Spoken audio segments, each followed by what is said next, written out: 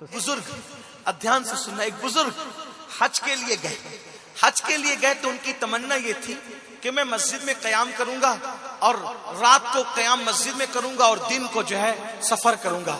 अब ये हुआ कि रात को वो बुजुर्ग मस्जिद में कयाम करने लगे तो अचानक मस्जिद के अंदर कोई रो रहा था। किसी के रोने, वो बुजुर्ग बयान करते हैं, किसी के रोने की आवाज जैसे बच्चा जोर जोर से रोता है, कोई रोने वाला इंसान रोता है, ऐसी आवाज आ रही थी। और एक आवाज उसमें और बुलंद हो रही थी, ए अल्लाह जिसने मुझे वीरान कर दिया तू उनको वीरान कर दे। अल्लाह जिसने मुझे वीरान कर दिया तू उनको तबाह व बर्बाद कर दे। वो बुजुर्ग महसूस कर रहे थे कि हो क्या रहा है। मस्जिद के अंदर गर्द और गुबार पड़ी हुई थी, घान कचरा पड़ा हुआ था, कोई इंतजाम साफ सफाई का नहीं था, यानी पता चलता था कि कोई इसमें आता नहीं है। जब पता चला ना कि एक बुजुर्ग हज को जा रहे हैं, अल्लाह के वली, और वो हमारी मस्जिद में रुके हैं, तो फिर लोग आए और आने के बाद अपने मसाइल बताने लगे। बाबा हमारे पास रोजी नहीं है, परेशान है, ये है वो है, आप कोई तावीज दे दो। इस वक्त तो पूरी उम्मत की तवज्जो तावीज की तरफ, वजीफों की तरफ, बुजुर्गों की दुआओं की तरफ।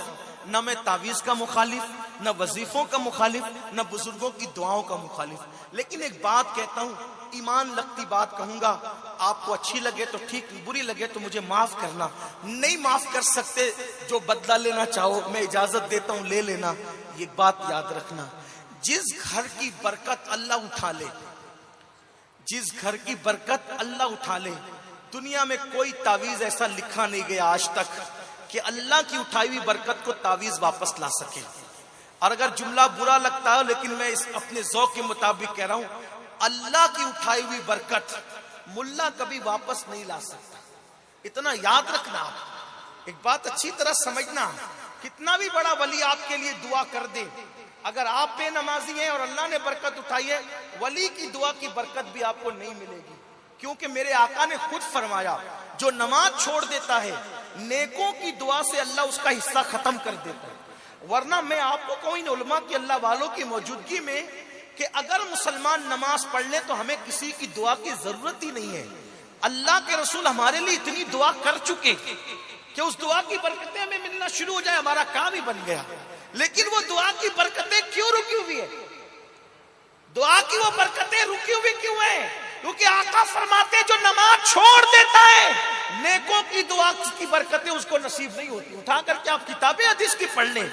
मैं इसका इनकार नहीं करता कि रसूलुल्लाह की दुआओं की बरकतें उम्मत को नहीं मिल सकती, लेकिन जिसने दुआएं की उसने खुद फरमाया नमाज छोड़ दोगे तो अल्लाह वालों की दुआओं की बरकतों से महरूम कर दिए जाओगे। लोग आए वहां, आने के बाद कहा हजरत परेशान है, ये है वो है, लेकिन वो हजरत सच्चे हजरत थे, वो सही आदमी थे। उन्होंने कहा तुम्हारे मसले का हल नमाज में है, नमाज पढ़ो, मस्जिद आबाद करो, तुम्हारे सारे मसले हल हो गए। सबके मसले अलग अलग थे, किसी की बेटी का रिश्ता, किसी का ये, आपके भी होंगे, मेरी माएँ और बहनें मौजूद है, उनके भी मसाइल हैं, मियाँ बीवी में नहीं जमती, ये नहीं वो नहीं, बहुत से, सबके घर घर की कहानी है ये। सबके मसले का हल है नमाज, नमाज सब मसले का हल।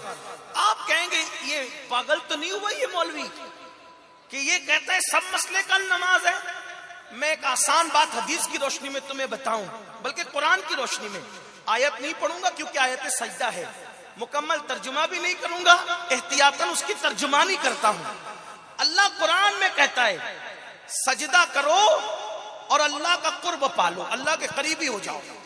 अल्लाह क्या फरमा रहा है? सजदा करो और अल्लाह के करीबी बन जाओ। यानी जब बंदा सजदा करता है, हदीस पाक है, जब बंदा सजदा करता है, अब यहाँ आलिम और जाहिल में कोई तमीज नहीं बताई गई, यहाँ नेक और गुनहगार में कोई फर्क नहीं बताया गया।